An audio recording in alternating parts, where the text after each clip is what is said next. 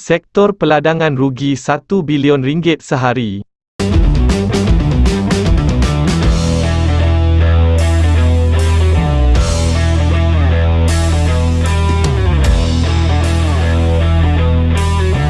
Assalamualaikum dan salam sejahtera bersama lagi Santai TV.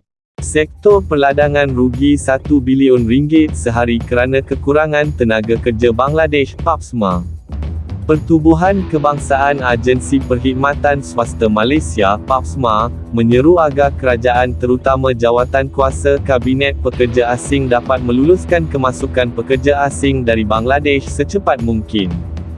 Jelas Presidennya, Datuk Megat Fairoz Junaidi Megat Junid, kekurangan tenaga kerja khususnya sektor peladangan mengakibatkan kerugian mencecah RM1 bilion setiap hari. Ekoran daripada itu, banyak pekebun-pekebun kecil Bumiputra telah mengalami kerugian yang amat besar kerana kekurangan pekerja yang sesuai untuk menjalankan aktiviti memotong dan mengutip buah kelapa sawit. Sektor ekonomi yang paling terjejas ialah sektor peladangan di mana menurut kenyataan Persatuan Minyak Sawit Malaysia (MPOB), pada bulan Februari 2022, sebanyak RM1 bilion hilang setiap hari di negara ini. Ini kerana buah kelapa sawit tidak dapat dituai mengikut masa yang sepatutnya akibat kekurangan pekerja asing yang telah pulang ke negara mereka dalam tempoh 3 tahun lalu, jelasnya. Tambahnya, bagi memastikan isu kekurangan pekerja asing terutama dari Bangladesh, PAPSMA turut mencadangkan agar peluang membawa masuk pekerja harus diberikan kepada semua ahli pertubuhan ejen rekrutmen antarabangsa Bangladesh, BARIA. PAPMS memohon jasa baik jawatankuasa Kabinet Pekerja Asing yang akan bersidang untuk meluluskan kemasukan pekerja asing dari Bangladesh melalui dasar dan polisi kerajaan Malaysia.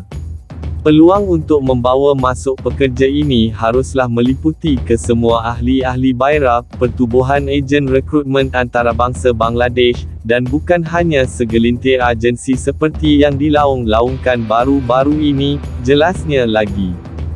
Justeru, ujarnya, PAPSMA mengharapkan agar Perdana Menteri, Datuk Seri Ismail Sabri dapat melihat isu itu agar diselesaikan sekaligus memudahkan pemain industri merancangkan lagi ekonomi domestik.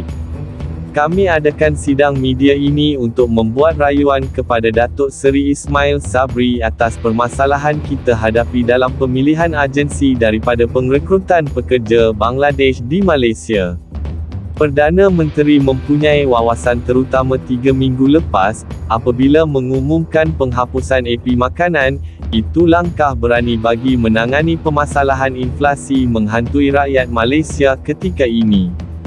Jadi kita harap ihsan pucuk pimpinan sebegini untuk selesaikan isu ini, katanya lagi. Sementara itu, bagi Setiausaha Agung PAPSMA, dari Sukumaran Naib pula berpendapat, tindakan segera perlu diambil oleh kerajaan dalam menyelesaikan isu berkenaan.